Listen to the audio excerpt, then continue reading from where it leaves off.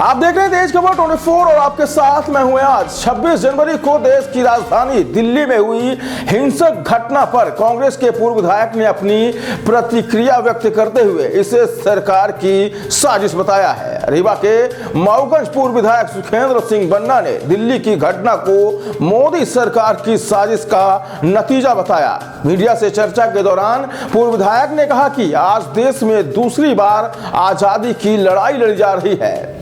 उन्होंने कहा कि 26 जनवरी को दिल्ली में किसान रैली के दौरान पूरी घटना मोदी सरकार की साजिश का नतीजा है। आज एक चर्चा के दौरान मऊगंज के पूर्व विधायक सुखेंद्र सिंह बन्ना ने कहा कि किसान आंदोलन को बदनाम करने के लिए बार बार साजिश रची जा रही है और किसानों के ऊपर पुलिस ने डंडे बरसाए, जबकि उपद्रवी जो थे वह अपना काम करके निकल चुके थे।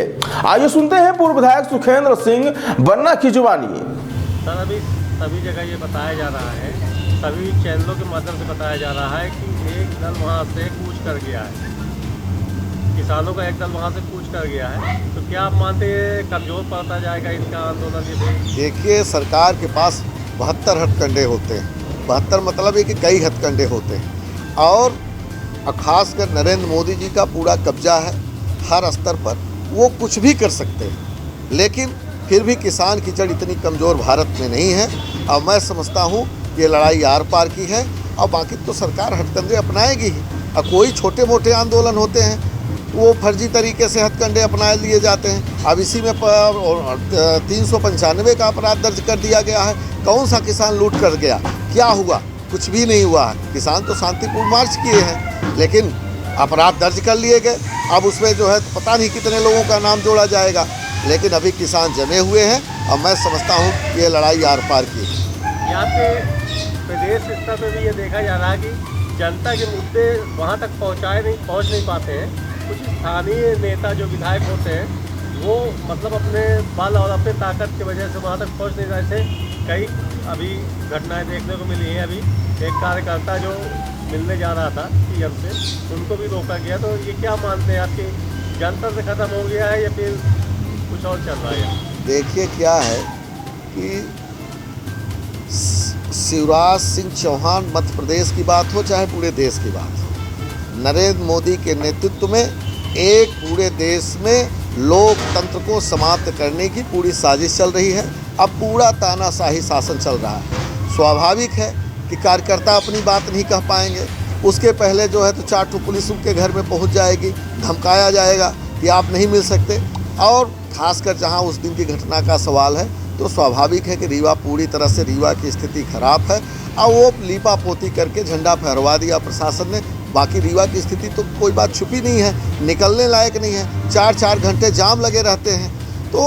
तो स्वाभाविक है कि इस तरीके से दबाने की साजिश तो एक परंपरा हो गई है भारतीय जनता पार्टी। जानते हैं, पुलवामा जब घटना घटी उसके 4 दिन पहले अरुणव गोस्वामी की सारी घटना मालूम है। ये इतनी बड़ी घटना है कि आज नहीं तो कल इसका भी पर्दाफाश होगा कि पुलवामा की घटना एक साजिश रची गई थी चुनाव जीतने के लिए और उसमें इतने सैनिकों को शहीद किया गया। उस बात को दबाने के लिए भी ये खटिया, तो किसान आंदोलन हो चाहे अरुणव गोस्वामी का मामला हो, ये सब एक कुचक्र के रच करके ये सरकार दबाने की साजिश कर रही है पूरी तरह से। पर ये आंदोलन इतने आसानी से समाप्त होने वाला नहीं है। जिस तरीके से दोबारा देश आज़ादी के लिए 1947 में लड़ा था, तो मैं समझता हूँ कि अभी तो ये आंदोलन दिल्ली में समाप्त नहीं हुआ है, अभी और आगे बढ़ेगा। और जब तक किसान और मैं समझता हूँ भारत की जनता जीत नहीं जाएगी, तब तक ये आंदोलन समाप्त होने वाला नहीं। कांग्रेस की इसमें क्या भूमिका है? कांग्रेस की स्थिति स्पष्ट है।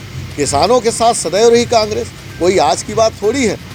देश जब से आज़ाद हुआ है, कांग्रेस ने चाहे पंडित जवाहरलाल नेहरू हो, चाहे श्रीमती इंदिरा गांधी हो, लाल बहादुर शास्त्री ने जय जवान जय किसान का नारा दिया और डॉक्टर मनमोहन सिंह की सरकार ने 72,000 किसानों का कर्ज माफ़ किया।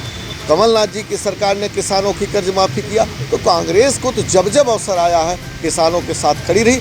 इस आंदोलन में प्रदेशव्यापी देशव्यापी, अभी राहुल गांधी जी उधर गए, उधर ट्रैक्टर रैली चल रही है। हमेशा किसानों के साथ रहे कि तो मंशा साफ है। कांग्रेस की मंशा सदैव किसान नीति में। ये अभी किसानों के बीच में, किसान दलों के बीच में कुछ अनबन हो गई या फिर ये 26 जनवरी घटना के बाद ये एक साजिश मानते हैं या फिर कोई कुछ और? ये टोटल साजिश है। किसानों में कोई मतभेद नहीं है। हिंदुस्तान का किसान बिल के खिलाफ है। यह सिर्फ मोदी सरकार षड्यंत्र रच करके और कहीं न कहीं फर्जी तरीके से दूसरा कोई किसान नेता बना देती है या अपने आदमी भेज करके झंडे फहरवा देती है। ये सब साजिश चल रही है कि किसी तरीके से ये आंदोलन दब जाए और ये जो उद्योगपतियों से इनका समझौता है उस पर वे पूरी तरह से जीत चाहते हैं और वो करने के लिए वो सारा हथकंडा अपना रहे हैं। ठीक है और लंदन में भी आपने सहयोग किया था और जो 26 जनवरी घटना इसके बारे में क्या? देखिए क्या है कि यह किसान आंदोलन मैंने पहले भी कहा था आप सबके माध्यम से कि यह आज़ादी से कमज़ोर लड़ाई नहीं। जिस तरीके से 1947 में देश आज़ाद हुआ था उसी तर्ज पर जो किसानों के खिलाफ नरेंद्र मोदी की सरकार ने किसान बिल ले आई और उद्योगपतियों के इशारे पर सारा काम हुआ, उसके खिलाफ ये आंदोलन शुरू हुआ। और जो दिल्ली में 26 जनवरी को घटना घटी, किसान शांतिपूर्ण तरीके से अपनी बात जो उन्होंने पहले प्रशासन को बताया था उस तरीके से वो जा रहे थे, लेकिन नरेंद्र मोदी जी ने इस आंदोलन को कुचलने के लिए उसी तरीके का हथकंडा अपनाया जिस तरीके से 1857 में जब क्रांति शुरू हुई तो उस तरीके का इन्होंने षड्यंत्र किया। अपने ही लोगों को भेज करके आंदोलन को एक तरीके से उन्होंने खूनी बनाने का प्रयास किया। ये तो ईश्वर की कृपा थी कि इस आंदोलन में लाल किले पर नरेंद्र मोदी जी के अत्यंत करीबी लोग जा करके झंडे फहराए और उसमें जो है इधर उधर किए। उनकी तो और बड़ी साजिश थी कि कोई और बड़ी घटना घट जाए, लेकिन संयोग अच्छा था कि इतनी बड़ी घटना नहीं घटी। किसानों ने बड़े साहस से आप पुलिस की बर्बरता को झेला है और पुलिस ने पहले लठ चलाए, सारा कुछ किया, लेकिन किसान अपने ही स्थिति में बने रहे और वो शांतिपूर्ण तरीके। लेकिन इसके बावजूद नरेंद्र मोदी सरकार ने उनके ऊपर आपराधिक प्रकरण दर्ज किए और मैं समझता हूँ ये पूरी तरह से आंदोलन को दबाने के लिए सारे हथकंडे अपना लिए हैं।